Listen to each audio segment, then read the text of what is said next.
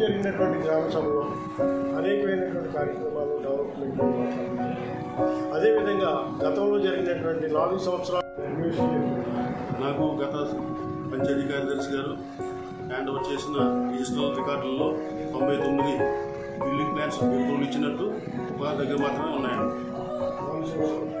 అంటే 4 సంవత్సరాల మీకు ఇచ్చినట్లు మిగతా ఏమన్నా నోటీస్ ఏమన్నా చూసిన తర్వాత ఐడెంటిఫై చేసి వాళ్ళు నోటీస్ అంటే డ్రైనేజీ సమస్యలు ఎక్కువగా ఉన్నాయి. డ్రైనేజ్ సమస్యలు వచ్చిన తర్వాత అయితే రెగ్యులర్గా చాలా చేయంతాను. Okay sir. అలాగే బస్ స్టాండ్ ఎదుర్కొండా ఉన్న మద్యం షాప్ గురించి అంటే పంచాయతీ పరిధిలో ఉంది కాబట్టి అది చాలా ఇబ్బందిగా ఉంది. ఒక బాబు కూడా అక్కడ చనిపోయారని తెలిసింది సార్. దాని గురించి మన గ్రామ ప్రెసిడెంట్ గారి ద్వారా మీ పంచాయతీ ద్వారా ఏమన్నా గ్రామ సభలో సర్పంచ్ గారి ద్వారా తీర్మానం చేయించి ఆ సంబంధిత ఈ డిపార్ట్మెంట్కి మీరు లెటర్ పెడతాం. Thank you sir. మన అంబాజీపేట బస్ స్టాండ్ ఎదుర్కొండా ఉన్న మద్యం షాపు చాలా ఇబ్బందికరంగా ఉందని ఎక్కువ ప్రజలు మాకు నేను సైతం దీనికి విన్నపం తెలియజేశారు మేడం. దాని గురించి మీ ద్వారా ఏమైనా ఫిర్యాదు వెళ్తే అది పరిష్కారం అవుతుంది అన్నారు. సెక్రటరీ గారిని పంపించి అది ఏ విధంగా చేయాలో ప్రాసెస్ బట్టి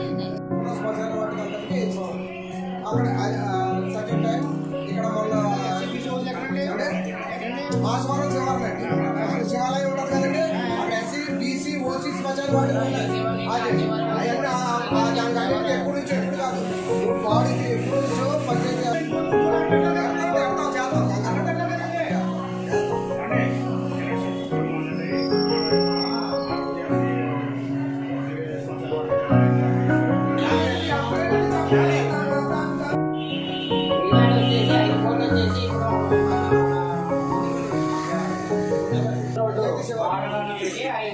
ఏర్పడి 1990లో ఏర్పడింది. ఆ రోజు వ్యక్తిగతంగా మా సొంత డబ్బులతోటి విరాళాలు సేకరించి ఆ పోల్స్ మొత్తం లైన్స్ వేయించుకున్నది. అది ఒకసారి ఆల్రెడీ గవర్నమెంట్కి ప్రైవేట్గా డబ్బులు కట్టడం జరిగాక దాని మీద వచ్చిన ఏ విధమైన కంప్లైంట్స్ అన్నా తిరిగి డిపార్ట్మెంట్ రెక్టిఫై చేయాల్సిన బాధ్యత ఉందన్న సంగతి మేము భావిస్తున్నాం. కానీ ఇప్పటి వరకు కూడా అనేక పర్యాలు ఎన్నిసార్లు చెప్పినా లో వోల్టేజ్ ప్రాబ్లం పట్టించుకోవటం లేదు. బిల్డింగులు పెరిగాయి, రెవెన్యూ పెరిగింది, లోడ్ ఓవర్ ఇప్పుడు మీరు జాయిన్ అయ్యి ఎన్నారైందండి? 6 నెలల నుంచి రికార్డు మీకు గతంలో జరిగినటువంటి రికార్డు మీకు ఏడాదంటే ఇక్కడ పరిపాలన ఏం జరుగుతుంది? బాడీ ఏం చేస్తుంది? ఇక్కడ ఇచ్చినంతా దీంట్లో ఉంది. అసలు మూలకం అంతా 6 మాసాల్లో అయింది. కొత్త సెక్రటరీ గారు వచ్చి పాత సెక్రటరీ గారు ఎంత మాత్రం రికార్డు హ్యాండ్ చేయలేదు.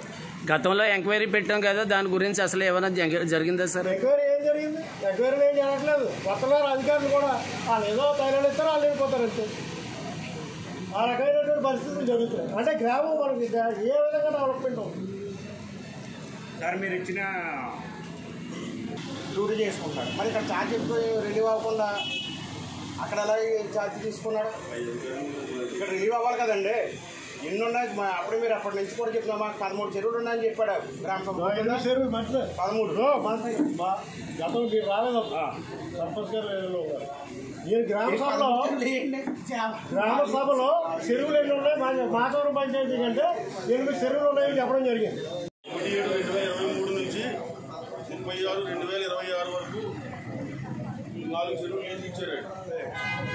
అందులో కోటివర గారి చెరువు 10,000 ఫీజు, తాటికాయల వారి చెరువు 4500, ఈడిగోళం చెరువు 5500, మాచవరం చెరువు 4500. అలాగే 17 ఆథరైజ్డ్గా అనాథరైజ్డ్గా ఉన్నాయని చెప్పి గుర్తించినవి.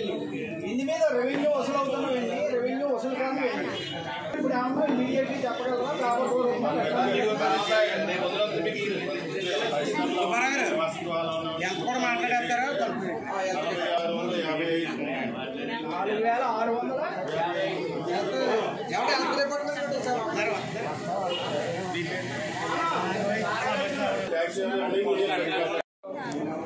అధ్యక్షన తెలియజేస్తూ విషయాన్ని చెప్పారు. అనాథరైజ్డ్ లేఅవుట్ అని చెప్పి ఇక్కడ ప్రతి అంశం మీద కూడా మీరు క్లారిటీగా ఇంటి పన్ను రసీదు మీద, నోటీస్ మీద గ్రంథాలయం పన్ను, ఇంటి పన్ను, నీటి పన్ను, లైటింగ్ పన్ను, డ్రైనేజ్ పన్ను అని విడివిడిగా సపరేట్గా నా దగ్గర 3,800 గతంలో అప్రోల్స్ ఎన్ని ఇచ్చాడు అదే మీ దగ్గర రికార్డు ఉంటుంది కదా, ఉన్నది కదా. కుమార్ గారి టైంలో ఎన్ని అప్రోల్స్ ఇచ్చారు అదొక మనకి అప్రోల్స్ ఇచ్చారు. 4 సంవత్సరాలు 20 అప్రోల్స్, 4 సంవత్సరాలు 20 అప్రోల్స్. మాకాడు గ్రామ పంచాయతీ ఇప్పుడు 2 ఎక్కువ అంతే కదా. కానీ కన్స్ట్రక్షన్ ఎన్ని జరిగినాయి ఇప్పుడు కావాలి కదా.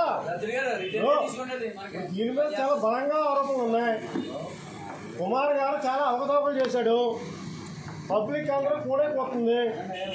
2022 మీకు రికార్డెడ్గా చూపించాడు. ఆయన ఇచ్చిన 50 ఎకరాలు మా ఎకరాలు చెప్తాడు 1000 ఉంటాయని. వీటిలన్నింటికి మరి పనులు ఎలాగా ఆ గ్రామ పంచాయతీ ఎంత లాస్ పడుతుంది. పైగా భారీగా వసూలు చేశారు వాళ్ళ దగ్గర, రిటర్న్గా రాసిచ్చారు, రికార్డ్ చేయలేదు.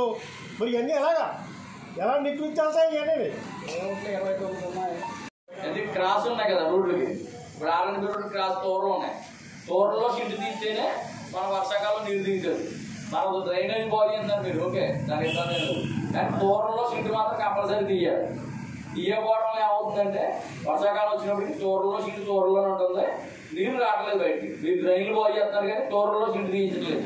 గత 3 సంవత్సరాల నుంచి నేను చెప్తాను అన్నాను.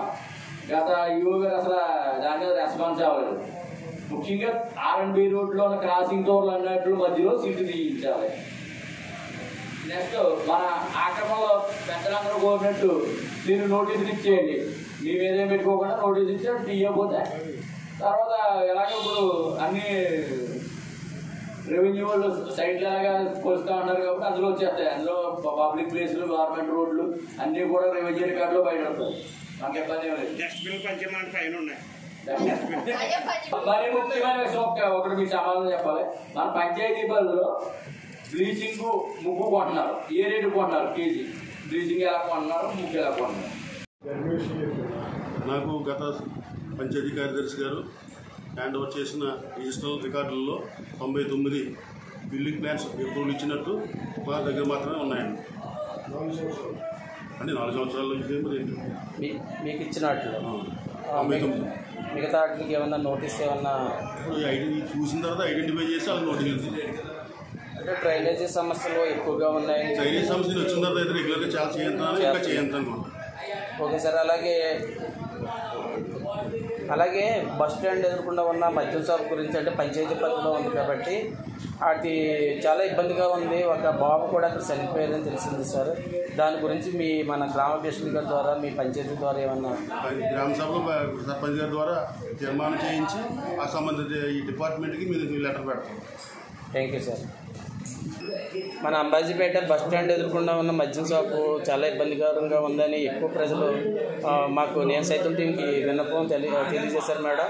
దాని గురించి మీ ద్వారా ఏమైనా ఫిర్యాదు వెళ్తే అది పరిష్కారం అవుతుంది అన్నారు. సెక్రటరీ గారిని పంపించి అది తక్షణం అది ఏ విధంగా చేయాలో ప్రాసెస్ని బట్టి నేను చేస్తాను. సెక్రటరీ గారిని పంపిస్తాను.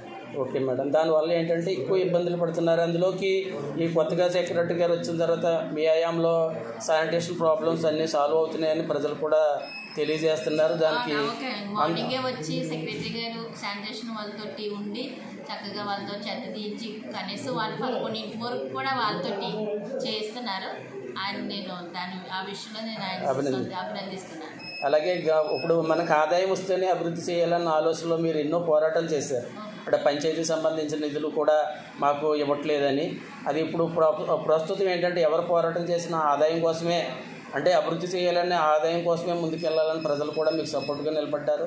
దానికోసం మీ స్పందన ఏంటి మేడం? ఆదాయం ఉంటేనే కదండి గ్రామాన్ని అభివృద్ధి చేయగలుగుతాం. గత ప్రభుత్వంలో ఆదాయం లేక అభివృద్ధి చేయలేకపోయాం. ఆ ఆదాయం ఉండుంటే మా గ్రామం మాచవరం గ్రామంలో మేము అనేకమైన అభివృద్ధి కార్యక్రమాలు చేసుకోగలిగేవాళ్ళం. కానీ ప్రస్తుత ఆదాయం లేక మేము చేయలేకపోయాం.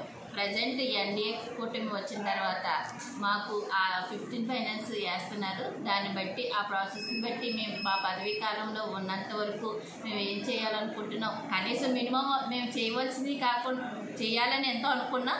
అది కాకుండా మా పీరియడ్ టైంలో మేము ఏం చేయాలనుకుంటున్నామో అది మేము కంపల్సరీ చేసే తీరుతామని. ఎంతో కాలంగా ఉన్న డంపింగ్ యార్డ్ సమస్యను కొంతవరకు మీరు పరిష్కారం చేశారు. ఆ విషయంలో ప్రజలు కూడా కొంచెం అభినందిస్తున్నారు. దాన్ని ఇంకా శాశ్వతంగా ఏదన్నా ఆల్టర్నేట్గా దాన్ని తడి చెత్త పొడి చెత్త కార్యక్రమాలు చేశారు కదా, దాన్ని రోజు జరిగినటువంటి గ్రామ సభలో అనేకమైనటువంటి కార్యక్రమాలు డెవలప్మెంట్ మాట్లాడుతుంది. అదేవిధంగా గతంలో జరిగినటువంటి 4 సంవత్సరాల్లో 99 మాత్రమే అప్రూవల్స్ ఇచ్చారన్నారు.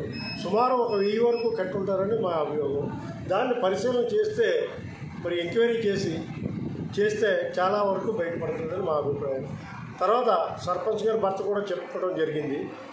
ఎవరైతే పన్ను కట్టట్లేదో వాళ్ళకు కూడా నోటీసులు ఇష్యూ చేస్తే అసలు విషయం బయటకు వస్తుంది. అది వారాలుగా ఇచ్చేసారు తప్ప రికార్డులో కమిట్మెంట్ చేయకపోవడం వల్ల ప్రజలకు వచ్చే ఆదాయాన్ని కొల్లగొట్టినట్టుగా మేము భావిస్తున్నాం.